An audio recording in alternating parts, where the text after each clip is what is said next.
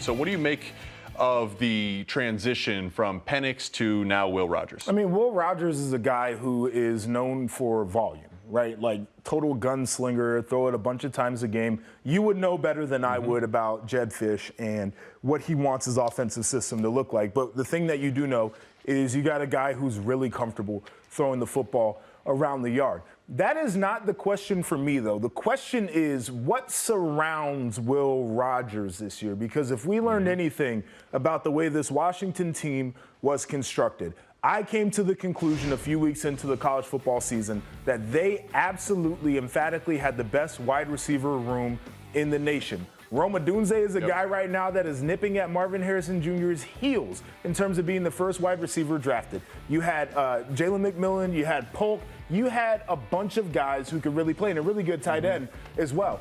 I think this is much more about the supporting cast than it is about the quarterback, and also who's going to be protecting him, because you had the Joe Moore winning offensive line. Some of those guys graduated, some have transferred. None of those guys are back. This is going to be a question. And that's the piece because, I mean, yes, it was a skill position. They'll have a number of guys get drafted very highly. They'll have some offensive linemen get drafted very highly. They lose tight ends. They lose a starting running back. You could just go straight down the list and say, wow, we're not just replacing a quarterback and a head coach. We're replacing nearly everyone. They're number 130 in college football and returning production. So it's not just on the offensive side either. They're losing pass rushers, secondary. You can go down the list. I like the point, comparing the two, because Will Rogers is one of the more decorated quarterbacks in SEC history. A lot of that has to do with volume. Right. Michael Penix, though, when you look at him, he gave Indiana one of his best seasons. Yep. Right? And then he goes to Washington and second in the Heisman race and led his team to a national title run. Will Rogers hasn't proven himself able to do that yet, and he's going to have the uphill battle for all those reasons mentioned.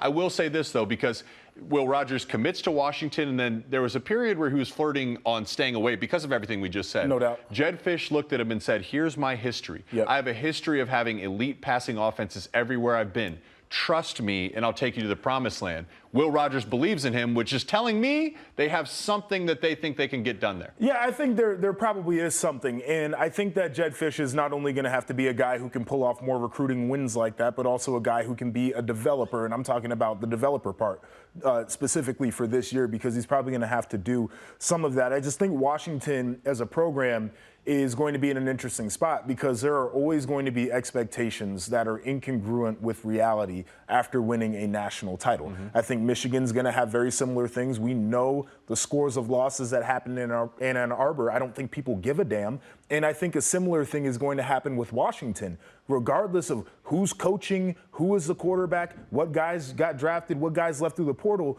When you are the runner-up in the national title game, people are going to have crazy expectations for the program. And that's the thing where I'm at is Washington is a really, really good program, a damn good program. But there's a difference between really good and consistently elite, like Georgia has been, like Alabama has been, like Ohio State has been, and Michigan has been these past few years. And the big reason is it's your ability to recruit and develop. Georgia consistently, Alabama consistently, Ohio State consistently, top 5 recruiting classes. That hasn't been the case for Washington. That's going to be a challenge for Jedd Fisch. And also, with all this newness, it's harder to sell to the transfer portal to replenish as well.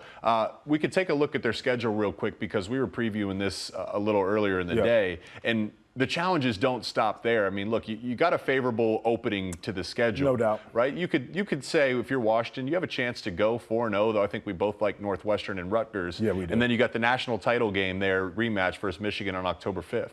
Yeah, that's going to be tough, but then you get into a stretch. You got Iowa, it's always a challenge. You get the bye week. Then you get Indiana, USC, Penn State. And that really, with that USC game, is the one where it starts to heat up. USC, Penn State, you got UCLA, a bye, and then Oregon. Two games I'm looking at. So week 3, you got the Apple Cup versus Washington State. You find out a lot about a team in the rivalry. What's your new head coach going to stamp? How's he going to stamp that rivalry in his first attempt? And then Oregon, you pointed this out. They've dominated Oregon recently. They have. Going to be a lot harder to do that. Right now, you'd be crazy to pick Washington over Oregon. But it's one of those games where anything can happen. That game is big for Washington, no doubt, but that'll tell me a lot about Dan Lanning, too.